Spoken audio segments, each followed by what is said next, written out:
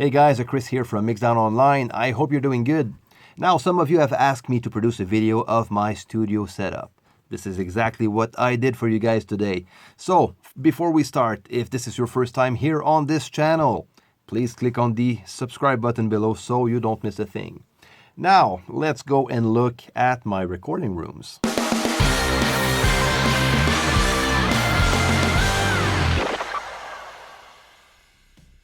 Okay guys, so this is my main recording room. This is where I record the drums, the electric guitars, acoustic guitars, and so on.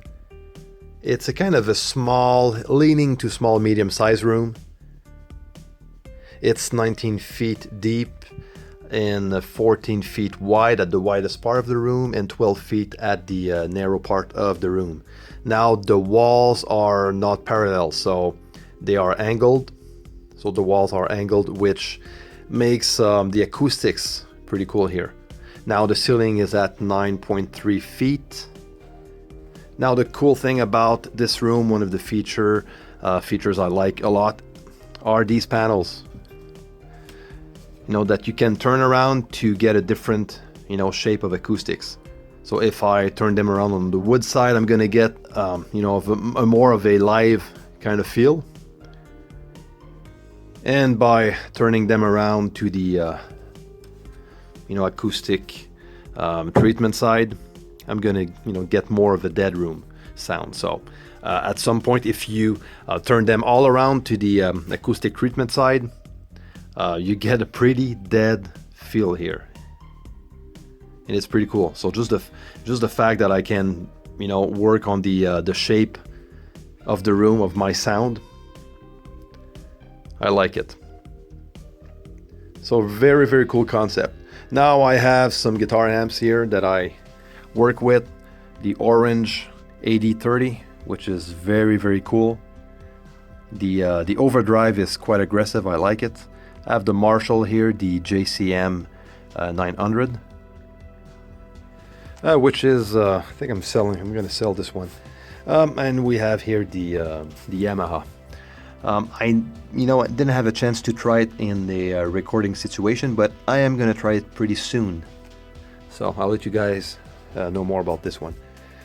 So I have here a Voodoo drum kit. Very, very nice and a good sounded drum kit.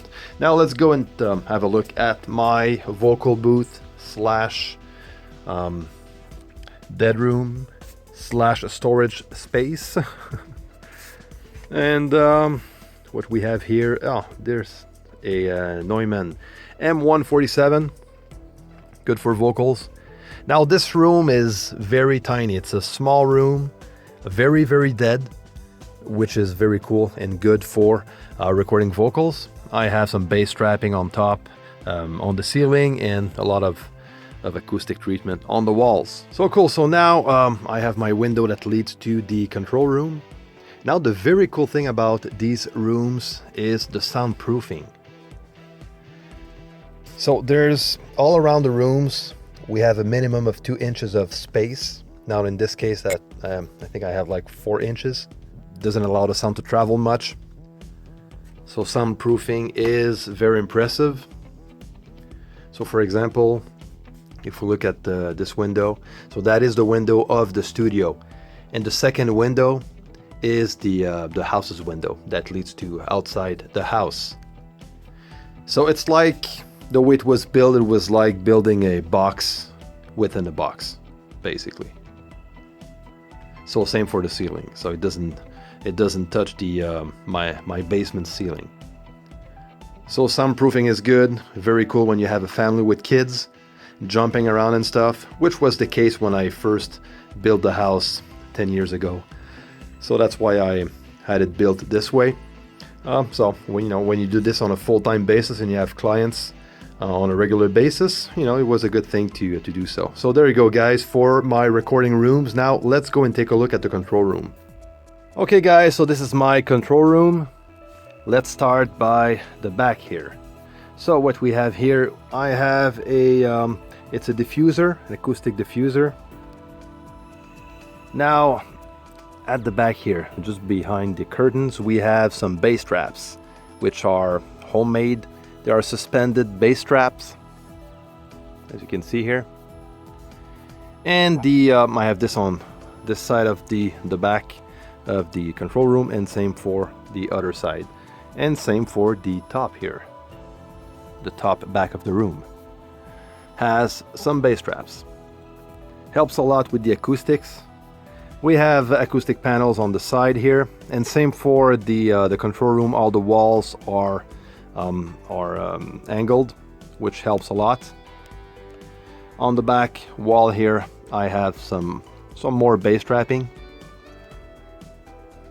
And we have here the monitoring system. Now, let's look at the monitors. What I have here, I have a pair of Dynaudio M2s, which are a 3-way system.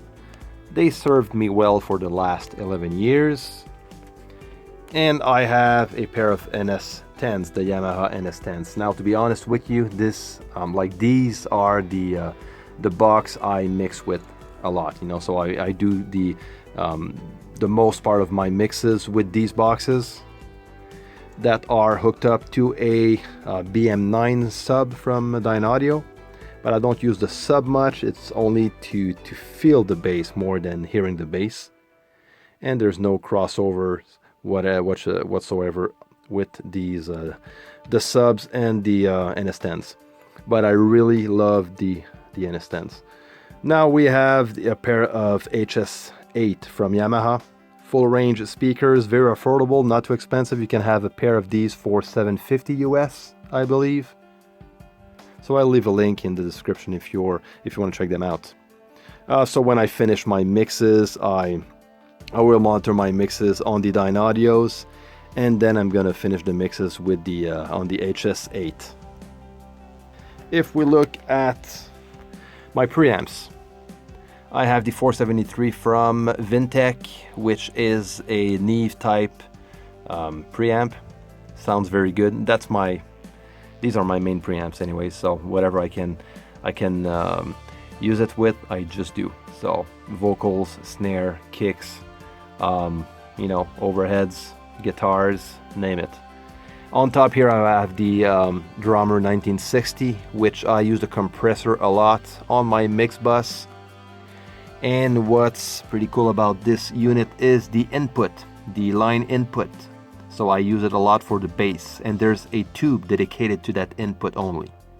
Now this is pretty cool. You can add a bit of saturation to your bass sound at the recording stage, which sounds pretty cool.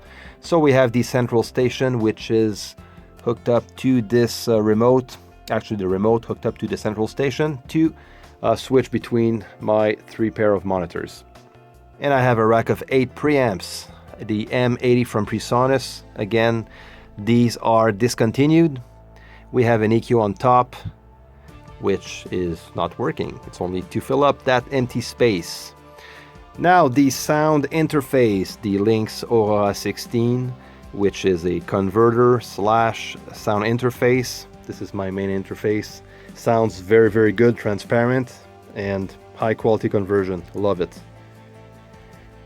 So everything hooked up here in the back goes into this hole here, that spaghetti hole, through the under the floor, directly to the computer. Now the computer is outside my control room, so that's the beauty of it.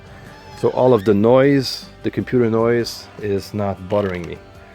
So right here behind the curtain, I have my computer and all my stuff. And the fan is a bit loud, but I don't care much because I don't hear it. So love that concept of having the computer outside the room. And we have here in the back, okay, I have some shit box here that somebody gave me a year and a half ago. They sound like crap, and that's why I like them. Every time I finish a mix, I listen to my mixes on these boxes. And we have here the Space Echo from Roland. Amazing unit. I really love this unit. So I am probably gonna make a video on this one, maybe compare it to the plug-in version from UAD. That could be a cool idea. So there you go, guys. This is basically it for my control room setup. So if you have any questions or comments, please leave them in the comment section below. And don't forget to subscribe if you're not subscribed to this YouTube channel so you don't miss a thing.